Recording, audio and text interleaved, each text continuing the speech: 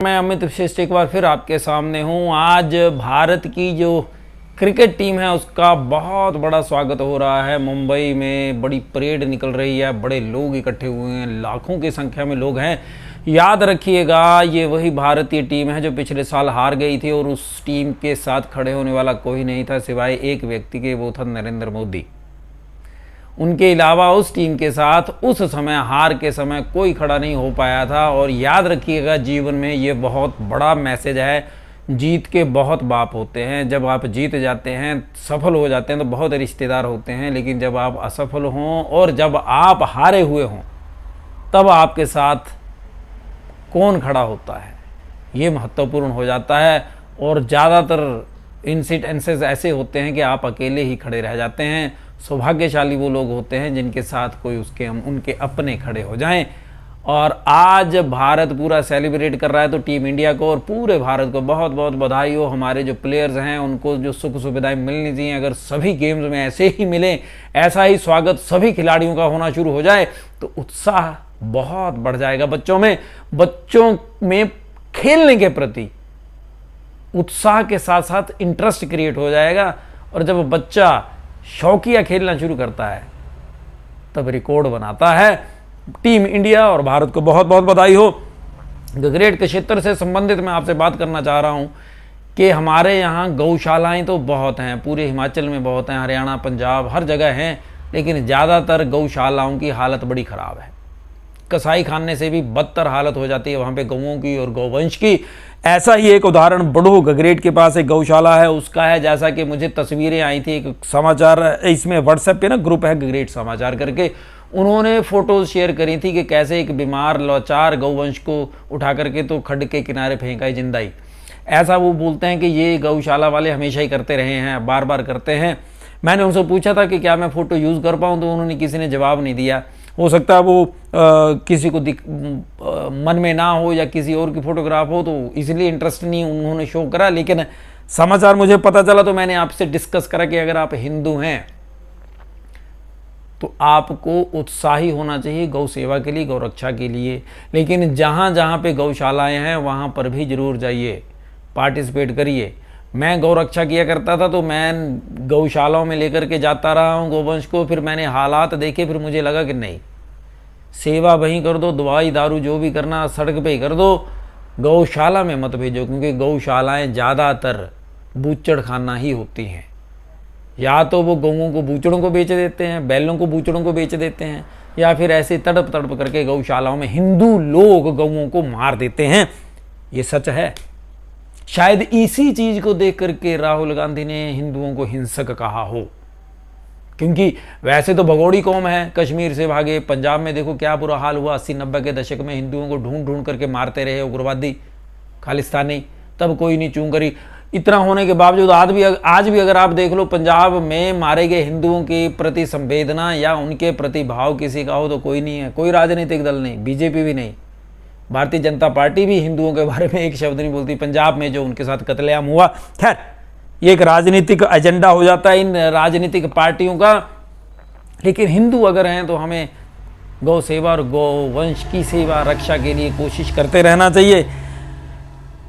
एक नई खबर सुनी, गगरेट में बन रहा है एक इंडोर स्टेडियम बनेगा जिसमें बैडमिंटन खेली जाएगी। लेकिन मुझे बड़ी खुशी तो हुई, एसडीएम गगरेट बहुत तारीफ के काबिल उनका ये कदम है। लेकिन मेरी उनसे ये प्रार्थना है, मेरा मैसेज अगर आप लोग शेयर करेंगे वीडियो तो ये उन तक पहुंच जरूर जाएगा। आप स्टेडियम जरूर बनाइए, इंडोर स्टेडियम भी बनाइए, लेकिन वहाँ पे कोच जरूर दीजिएगा। क्योंकि जो बच्चे हैं वो सीखेंगे कहाँ, उनको सिखाने के लिए कोई चाहिए होगा। और हमारे क्षेत्र का दुर्भाग्य ये है कि यहाँ पे खेलने के लिए थोड़ी बहुत जगह तो है, लेकिन सिखाने वाला कोई नहीं है। और उसका दुष्परिणाम यह है कि बच्चे या तो मोबाइल के नशेड़ी हो गए या फिर वैसे नशेड़ी हो गए। तो अगर आप इतना बड़ा काम कर रहे हैं, इतना बड़ा स्टेडियम और खर्चे के लिए आप जिम्मेदारी उठा रहे हैं, तो मेरी प्रार्थना है थोड़ा सा एक और कष्ट कर लीजिएगा।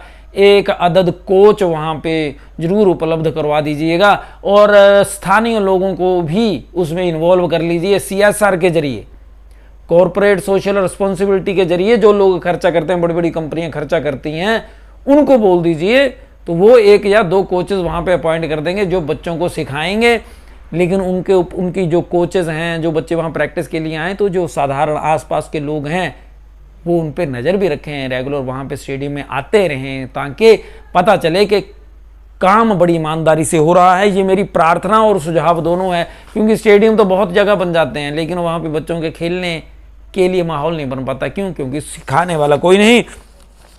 अगला है, मैंने पिछले वीडियो में कांग्रेस के प्रति जो उनके जो लोकसभा में नेता विपक्ष राहुल गांधी, उनके जो बयान था उसके ऊपर मैंने जब बात करी तो कई कांग्रेस के नेताओं को, जो कांग्रेस के वर्कर्स हैं, उनको बड़ा दुख लगा। उन्होंने बोला कि तुम तो बीजेपी की वर्करी कर रहे हो। तो भाई साहब, मुझे वर्करी करने का कोई शौक नहीं है। मैं ना बीजेपी की वर्करी करता हूं ना कांग्रेस की। अगर आपको लगता है कि हिंदू हिंसक हैं तो मुझे बड़ी खुशी है कि आपने ऑब्जर्व करा है हिंदू हिंसक है। उसका मैंने पहले भी बोल दिया कि गौशालों में हो रही इतना बुरा हाल गौवंश का, तो हिंदू हिंसक है। सच में कांग्रेस ने सही बात बोली है। और रही बात बीजेपी की, तो बीजेपी अगर हिंदुओं की पार्टी होती तो सरकारी स्कूलों में अध्यापक होते, क्योंकि हिमाचल में तो कम से कम हिंदू ही ज़्यादा है। और हिमाचल में अगर हिंदुओं के बच्चे स्कूलों में पढ़ते, मदरसे में तो जाते नहीं, अगर स्कूलों में पढ़ते हैं और वहाँ अध्यापक नहीं है, तो ये हिंदू राष्ट्रीय दल जो है वो कहाँ तक इंसाफ कर रहा है हिंदुओं के साथ। बच्चों को खेलने के लिए सुविधाएं नहीं मिल पाती हैं तो कहाँ तक ये इंसाफ कर रहा है हिंदू राष्ट्रीय दल जो। और कांग्रेस के समय भी ऐसा ही था। हमारे लिए दोनों राजनीतिक दल एक जैसे हैं। जो कांग्रेस करती थी वही बीजेपी ने करा है। इन्होंने कोई अनोखा काम नहीं करा दोनों ने।